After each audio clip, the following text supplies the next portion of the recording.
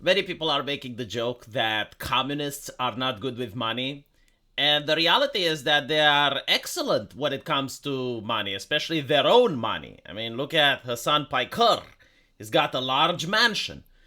Many other communists in the United States have been renowned from buying large mansions. So when it comes with their cash, they're like Stalin. They're very protective of their wealth. They're very careful with their finances.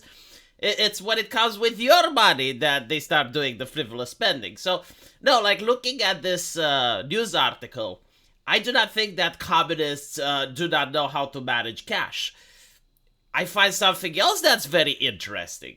Because when you look at the democratic socialists of the United States, if you ask them what they think of America, oh, they will say that it is systemically racist, that when the police get out of their car, they're like, because they're mad with power.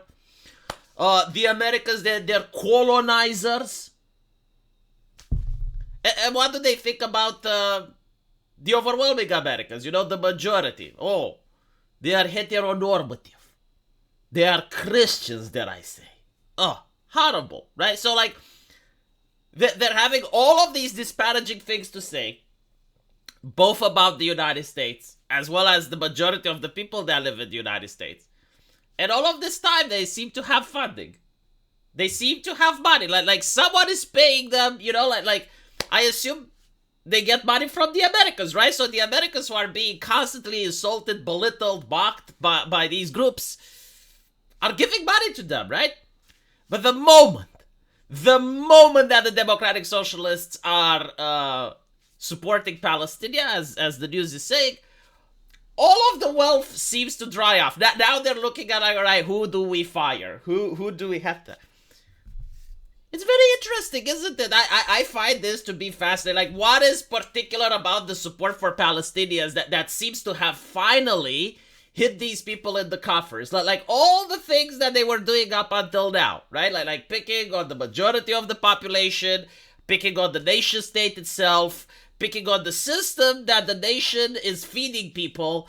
None of that seems to have upset anyone, right? Like to the point where they would end up without money.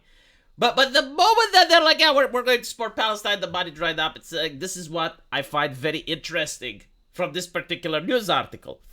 So let's see. The Democrat Socialists of America are red all over with a financial situation so dire that some leaders are demanding job cuts and the layoff of staffers, just like a corporate America entity. As the Quartering would put it, go woke, go broke. The DSA, which has led protests against Israel over the Jewish state retaliatory response to Hamas on October 7th terror attack, is deep in a seven-figure hole and desperately in need of a way to stanch the red ink. But again, like we have this Romanian expression.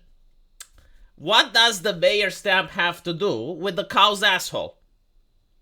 Right? Like these seem to be separate things. Like you have this prestigious organization, the Democrat Socialists of America, that are trying to push for socialism while belittling the United States as a nation, while belittling the people who live in the United States, while belittling the economic system that the US is having, right? So why is it that when they show, as the article says, support for Palestine, all of a sudden the money dries up? This is what I don't understand, right? Like, what does one thing have to do with another? I just, do you guys get it? Because I don't. Like, maybe someone can tell me. We will cut $500,000 from staff-related expenses. We will first ask for volunteers from both the director level and bargaining unit of staff to have their position cut and receive severance. See, now this is where the communist empathy can finally kick in. Because they are very empathetic individuals. They do not care about their personal wealth. It's all about the collective, right? So now the collective requires sacrifices. Surely they will volunteer. Like, surely there will be many volunteers. In fact, this may actually be the problem, right? Because when they're going to ask for volunteers to get fired, everyone will step up. And it's going to put them back into the same initial position, right? It's like, who do we pick? If everyone volunteers, then it's almost like no one volunteers. It's almost like the same thing, isn't it? So the situation appears to be a case of an organization that blindly seeks utopia and professes support of the working class while clashing with reality, forcing it to have a balanced budget like the rest of America and even contemplate layoffs. No, see, this is harmful and dangerous misinformation. I was told that due to Bidenomics, the economy is booming right now. The entire United States of America is prospering. They've told me that besides the online sector, right, which has grown too large during the pandemic. I mean, during COVID, it got bloated.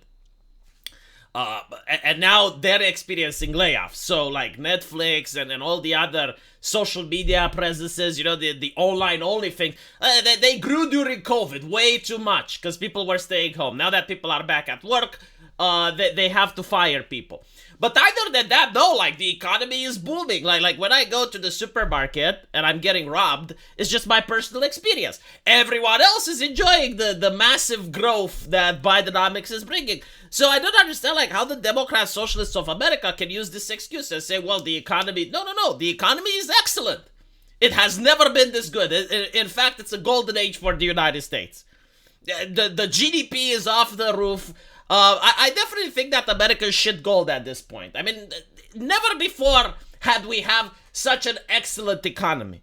It's just that people go online and they hear like the hateful right-wing rhetoric and they think that the economy isn't good. Okay, but that's like harmful and dangerous misinformation.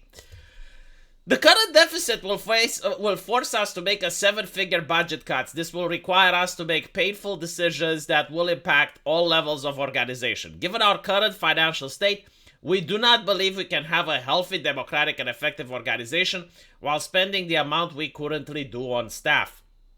If necessary, we will explore initiating layoffs according to the DSA's union contract.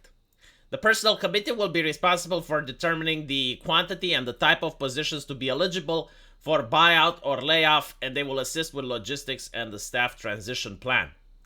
Progressive Jewish activists are blaming the DSA leaders who blindly back Palestinian groups, at least partially for the financial crisis, saying that they have damaged the group's credibility and lost support while backing terrorists. Well, again, it's like, how did they lose credibility when they were attacking the United States?